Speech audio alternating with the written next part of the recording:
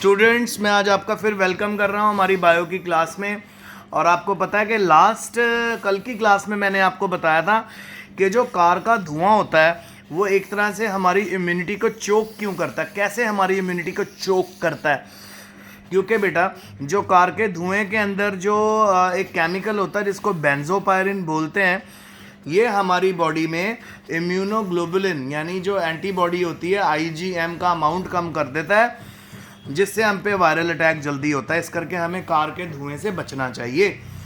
फिर आपको drug addiction के बारे में बताया था जिसमें हमें आदत पड़ जाती है। फिर नारकोटिक ड्रग्स थी बेटा जिसके अंदर हम लोगों को नींद आती है। स्टिमुलेटिंग ड्रग थी जिसके अंदर हम एक्टिव रहते हैं। अब दोनों ड्रग एडिक्शन कैटेगरी में क्यों आ रही है? क्योंकि इन दोनों की लत लग जाती है। नेक्स्ट क्वेश्चन है, what are the effects of OPM and their derivative? OPM और उसके डेरिवेटिव्स के इफेक्ट बताओ। ठीक है जी। जो ओपीएम होता है ये एक तरह का लेटेक्स होता है बेटा जो हमें पॉपी प्लांट से मिलता है। पॉपी प्लांट, जो पॉपी प्लांट होता है बेटा अफीम का पौधा होता है। और इसमें जो जो हमें डेरिवेटिव मिलते हैं, देखिए एक तो अफीम के पौधे से बेटा हमें मॉर्फिन मिल जाएगा। ये सबसे ज़्यादा वैल्यूएबल एनाल्जेसिक है बेटा, जो भी एडिक्शन भी करता है। तो जब भी ऑपरेशन होता है किसी पर्सन का, सर्जरी होती है, तो उसको 0 डे बोलते हैं। तो 0 डे वाले दिन जब ऑपरेशन होता है बहुत सीवियर पेन होती है लोगों को, पेशेंट को। तो उस समय अगर हम उसको मॉर्फिन दे दें तो उसकी पेन बहुत जल्दी रिलीव हो जाती है। पर अगेन इसकी एक कम प्रॉब्लम है कि जो मॉर्फिन है ना बेटा, इससे एडिक्शन होती है। फिर कोकीन भी हमें मिलती है बेटा इसी पॉपी प्लांट से।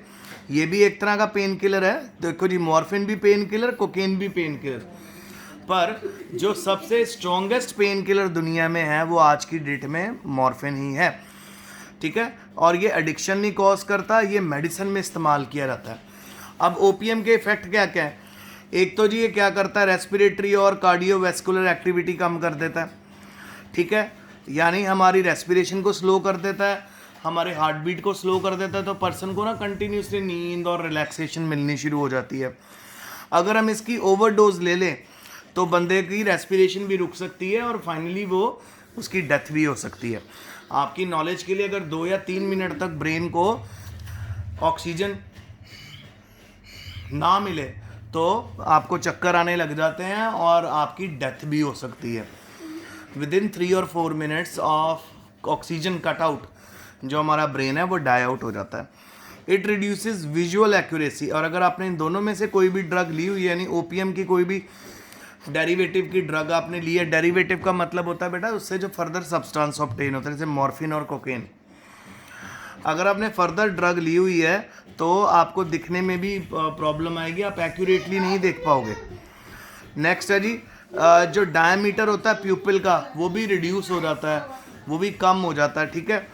और नोजिया भी कोज करती है ओपीएम। नोजिया मतलब आपका दिल कच्चा होना शुरू हो जाता है, वॉमिटिंग जैसी फीलिंग आपको आती है।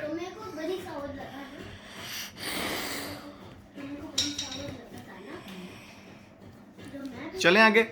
ओके बेटा, नेक्स्ट क्वेश्चन है, what is the causative agent of typhoid? Typhoid आपने बहुत नॉर्मली सुना होगा, ये तो बहुत कॉमन डिजीज होती है। जैसे आपके गोलगप्पे खाने के, गोलगप्पे वाले ने गंदे हाथ थे उसके, वो टॉयलेट गया था या वो लैट्रिन गया था और उसने उसके बाद उन्हीं गंदे हाथों से अगर वो गोलगप्पे बनाएगा, या फिर आप ऐसी जगह का पानी पी रहे हो जहाँ पे आप कह सकते हो कि सैनिटेशन का पानी आपकी वाटर पाइप के साथ मिल रहा है, तो वहाँ पे भी हमें ये बीमारी मिल सकती है, कॉज हो सकती है। तो टाइफाइड में क्या होता है, इसका सबसे पिक्यूलियर फीचर है बेटा बहुत पतले दस्त लग जाते हैं, जुलाब लग जाते हैं। ठीक है, लूज मोशंस लग जाते हैं और वॉमिटिंग भी होती है और वीकनेस होती है और फाइनली फीवर भी आता है। तो आइए पढ़ें। तो टाइफाइड कॉज करता है जी साल्मोनेला टाइफी नाम का ऑर्गेनिज्म। अच्छा, ये डिजीज कैसे स्प्रेड होती है? गंदे खाने से, कंटेमिनेटेड फूड से, गंदे पानी से, मक्खियों से भी ये ट्रांसपोर्ट होती है। और मक्खियाँ जब किसी लैट्रिन के ऊपर बैठती हैं तो लैट्रिन के ऊपर जब वो बैठती हैं तो उनके पैडेड फीट होते हैं, उसके अंदर वो लैट्रिन लग जाती है। और जब वे उड़ के किसी भी हेल्दी फूड के ऊपर बैठती है तो इस तरह से इन्फेक्शन ट्रांसफ़र हो जाता है। तभी तो आपको हमेशा समझाया जाता है कि जब भी आप मार्केट में कुछ खा रहे हैं आप ये ज़रूर देखें कि मक्खियाँ ना बैठे उस खाने पे। अगर हम कहें ना कि मक्खियों को अगर हम नज़रअंदाज करते तो देखो मैंने आपको इसलिए अभी एक्सप्लेन करा कि मक्खियों से कैसे गंदा इन्फेक्शन फैलता है। तो जिस खाने के ऊपर मक्खियाँ बैठी हैं, वी डोंट नो कि वो हाउस फ्लाई कहाँ से आई हैं। ठीक है, सो मैंने आपको बताया लैट्रिन से उड़ के, लैट्रिन के ऊपर बैठ के, वहाँ से उड़ के खाने के ऊपर पहुँच गई, तो खाने में लैट्रिन गई कि नहीं गई, और वहाँ से टाइफाइड का इन्फेक्शन इलेबोरेट होना शुरू हो जाता है। ठीक है, या लिखा तो है house fly carries the pathogen from faeces to the food. अब आइए इसके सिम्टम्स देख लेते हैं। सिम्टम्स में पहला जी हेडेक होएगा और क्लासिक टाइफॉइड फीवर होगा, क्लासिक टाइफॉइड फीवर होगा। और नंबर 2 है जी, इसमें हमारे जो इंटेस्टाइनल म्यूकोजा, इंटेस्टाइनल लाइनिंग है, उसमें लेजन्स आ जाएंगे, स्वेलिंग आ जाएगी, छाले हो जाएंगे, हेमरेज ब्लीडिंग भी हो सकती है, अल्सरेशन ऑफ इंटेस्टाइन, इंटेस्टाइन में अल्सर्स भी हो सकते हैं। फिर जी rose colour rash on the chest, chest के ऊपर रोज़ कलर के रैश होते हैं, वहाँ से भी पता चल जाता है। ठीक है, फिर एक्सट्रीम वीकनेस, बहुत ही ज़्यादा कमज़ोरी हो जाती है। फिर है जी अब्डोमिनल पेन, पेट में बहुत भयानक दर्द उठती है। फिर है जी enlargement of liver and spleen, एक बहुत, जब टाइफाइड का हम ट्रीटमेंट नहीं करवाते, हम उसको अवॉइड करते रहते हैं, तो 2 या 1.5 महीने में वो हमारे लिवर तक भी पहुंच जाता है और स्प्लीन तक भी, और वहाँ पे स्वेलिंग कर देता है, और कॉन्स्टिपेशन भी होती है। इसमें हमारी जो नॉर्मल फीकल जो आउटपुट है वो बड़ी कम हो जाती है, मतलब आसानी से पेशेंट फीसिस को मॉर्निंग में या जब भी उसने आउट करना आउट नहीं कर पाता, कांस्टेंट कॉन्स्टिपेशन। अच्छा, तो इसका जो इंक्यूबेशन पीरियड है, मतलब कितनी देर में अगर मेडिसिन ले बंदा ठीक होता है, 1 से 3 हफ्ते लग जाते हैं प्रॉपर टाइफाइड से ठीक होने में। यानी महीना लेके चले आप, महीना लेके चले या 20 दिन में जाके टाइफाइड ठीक होता है। ठीक है, और हमें पता कैसे चलता है टाइफाइड का? विडाल टेस्ट होता है बेटा, अगर वो पॉजिटिव आता है 2 हफ्ते के बाद, तो डेफिनेटली टाइफाइड है, और डोंट वरी, टाइफाइड का मेडिसिन है और मेडिकेशन से ये ठीक हो जाता है। फिर अब आगे पहुंच गए प्रिवेंटिव मेजर, क्या क्या हम चीज़ें, बातों को माइंड में रख के बच सकते हैं टाइफाइड से। सबसे पहले तो बेटा proper sanitation of human faeces.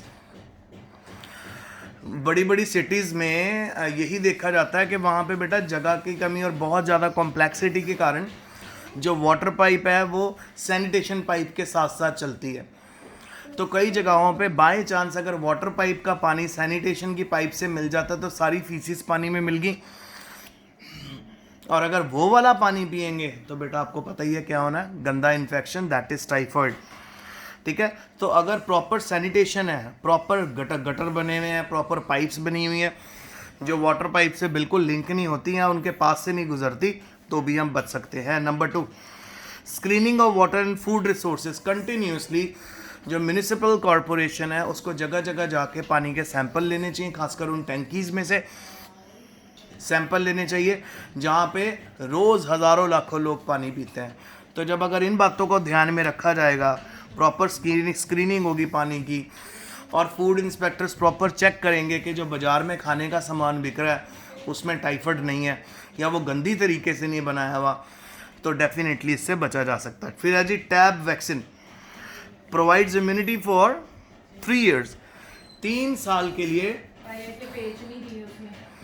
मंगा देते हैं, 3 साल के लिए टैब वैक्सीन जो होती है वो इम्यूनिटी प्रोवाइड कर देती है। और फिर चौथा है बेटा सबसे important, that is the personal cleanliness. अगर पर्सनल क्लीनलीनेस में अगर हम बहुत अच्छे से सफाई रखें, रेगुलर नहाएं, अपने अंडरगारमेंट्स रेगुलर चेंज करें, तो हम इस बीमारी से बच सकते हैं। बेटा हाइजेनिक होना बहुत ज़रूरी है। हर वायरल और बैक्टीरियल इन्फेक्शन से आप बच सकते हो अगर आपकी बॉडी हाइजेनिक है। फिर है जी नेक्स्ट हमारा natural calamities such as floods and hurricane may cause epidemic of the disease. ठीक है, अगर नेचुरल कामिटीज़ आ गई, जैसे फ्लड आ गए, हरिकेन आ गए, तो कितना पानी में इन्फेक्शन मिल जाएगा, सो ये डिजीज़ एपिडेमिक बन जाती है, यानी from one place to another फैलनी शुरू हो जाती है। फिर जी cook and food handler should not be the carrier of typhoid bacteria. जो लोग खाने को खाने के साथ डील करते हैं, जो लोग खाना बनाते हैं उनको अपनी अपनी जो है क्या कहते हैं सफाई का बहुत ज़्यादा ध्यान रखना चाहिए बेटा, पर्सनल हाइजीन का ध्यान रखना चाहिए। अगर खाना बनाने वाला कुक ही बड़ा गंदा है, वो ही 15-20 दिन से नहीं नहाया और वो जगह जगह हाथ लगा लगा के खुजा रहा है, उसी से खाना बना रहा है, सो आप मुझे बताइए कि क्यों नहीं हमें कोई ना कोई गंदी बीमारी होगी। तो अगर कुक बहुत अच्छा है और वो हाइजीनिक है, फूड हैंडलर जो खाने को बांट रहे हैं, जैसे फॉर एग्जांपल हमारे वेटर्स हैं अगर किसी होटल के, और जो बेटा जिन बर्तनों में खाना परोसा जा रहा है, जिन बर्तनों में खाना आपको दिया जा रहा है, अगर वो लोग भी वो बर्तन भी बहुत अच्छे से धुल रहे हैं, बहुत सफाई के साथ साफ़ किए जा रहे हैं, तो चांसेस हैं कि टाइफाइड की प्रॉब्लम हमें नहीं होगी। अच्छा बेटा, अब हम पहुंच गए टाइफाइड का क्योर कैसे हो। टाइफाइड का क्योर होता है बेटा, इमीडिएटली इसको हेल्थ अथॉरिटीज़ को बताना चाहिए, यानी आपको डॉक्टर्स के पास जाना चाहिए अगर आपको एकदम से टाइफाइड हुआ है। और आपको इन बातों का भी ध्यान रखना चाहिए कि आपको ये भी हो कि आपको कहाँ से हुआ है। अगर आपने बाहर कहीं पे पानी पिया है, किसी टंकी से पानी पिया हुआ है, तो आप उसको ज़रूर रिपोर्ट करें ताकि और लोग भी उस पानी को ना पी के टाइफाइड हो जाए। और डॉक्टर से जल्द दवा लें, 1 से 3 हफ्ते में बंदा पूरी तरह ठीक हो जाता है और हेल्दी डाइट लेनी पड़ती है हमें। Antibiotics can treat the disease, और सिंपल एंटीबायोटिक्स के साथ हम इस डिजीज़ को क्लियर कर सकते हैं। सो बेटा, टाइफाइड के साथ की ही बीमारी है, इसको अमीबॉइसिस बोलते हैं। आपको अमीबा के बारे में मैंने बताया ना, अमीबा को तो आप 9, 6, 7, 8, 9, 10 में पढ़ना शुरू कर देते हो। तो बेटा अमीबॉइसिस होता है जब अमीबा हमारी बॉडी के अंदर चला जाता है, तो ये सबसे पहले जब हमारी बॉडी में जाता है ना बेटा, तो ये मल्टीप्लाई करता है और हमारे स्टमक के अराउंड लाइनिंग बना लेता है। अब देखो, स्टमक में से स्टमक के जूसेस निकल के खाने को डाइजेस्ट करना है, पर वो जूसेस हमारे खाने तक नहीं पहुंच पाते क्योंकि अमीबा ने पूरे स्टमक में लाइनिंग बना दी है। तो फाइनली क्या होता है, हमें बदहजमी होती है, हमें उल्टियाँ आने लग जाती हैं, हमें वॉमिटिंग होती है, हमें लूज़ मोशंस लग जाते हैं, और फाइनली हमारा पेट बुरी तरह ख़राब हो जाता है। सो अमीबॉइसिस और टाइफाइड का भी जो कॉज है वो बड़ा सिंपल है कि अगर आप गंदा पानी पी लो, गंदा खाना खा लो, तो ये बीमारी हो जाती है। आइए पढ़ें।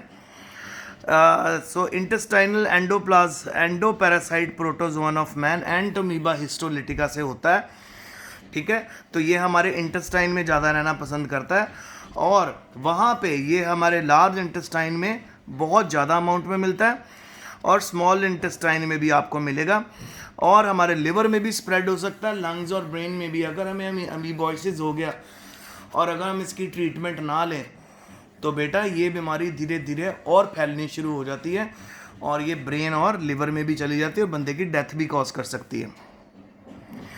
सो पूरे दुनिया में 10% लोगों को अमीबाइसिस होता ही होता। सिम्टम्स बिल्कुल सिमिलर है। देखो, एक तरह का एंजाइम सिक्रीट करता है अमीबा, जो हमारे इंटेस्टाइनल म्यूकोजल मेम्ब्रेन को डैमेज कर देता है, जिससे अल्सर होता है, एक्यूट डायरिया, पतले दस्त लग जाते हैं पानी जैसे, ठीक है, और blood and mucus in the stool, आपके स्टूल में खून भी आएगा और म्यूकस भी आएगा। पेशेंट को बहुत कमजोरी फील होती है, अब्डोमिनल पेन फील होती है, और नर्वसनेस फील होती है, और दिल कच्चा बहुत होता है। प्रोफाइलैक्सिस क्या है, कैसे बचा जाए? एक तो जी प्रॉपर सैनिटरी कंडीशन, बार बार देखो, प्रॉपर सैनिटरी कंडीशन अगर मिल रही है और अगर खाने को अच्छे से कवर किया जा रहा है, ठीक है, तो ये बीमारी बिल्कुल नहीं फैलेगी। Proper washing of fruits and vegetable before eating, vegetable और फ्रूट्स को खाने से पहले भी उनको अच्छे से धोना जरूरी। थेरेपी क्या है इसकी? एंटीबायोटिक्स लाइक टेरामाइसिन, एरिथ्रोमाइसिन, ओरोमाइसिन, और मोस्ट इफेक्टिव जो है वो जी मेट्रोनिडाजोल, ठीक है, ये दी जाती हैं एंटीबायोटिक्स जो इस तरह की बीमारी को, अमीबिक डायसेंट्री को ख़त्म कर देते हैं। डायसेंट्री होता क्या है? डायसेंट्री मतलब जब हमारे स्टूल में ब्लड आने लग जाए। तो बेटा ये हमारा आज का लेक्चर था। तो आज के लेक्चर में मैंने आपसे क्या क्या डिस्कस करा? एक तो टाइफॉइड डिस्कस करा अच्छे से, फिर ओपीएम डिस्कस करा, फिर मैंने आपके साथ डिस्कस करा बेटा अमीबॉइसिस। सो प्लीज़ अच्छे से आज का लेक्चर पढ़ना। If you have any difficulty I am always available for you. Stay home, stay safe, study hard and be positive. और बहुत मेहनत करो बेटा. सून हम अगस्त मिड या स्टार्टिंग में स्कूल में मिलने वाले हैं. बड़ी क्लासेस को ज़रूर बुला लिया जाएगा. सो बी रेडी.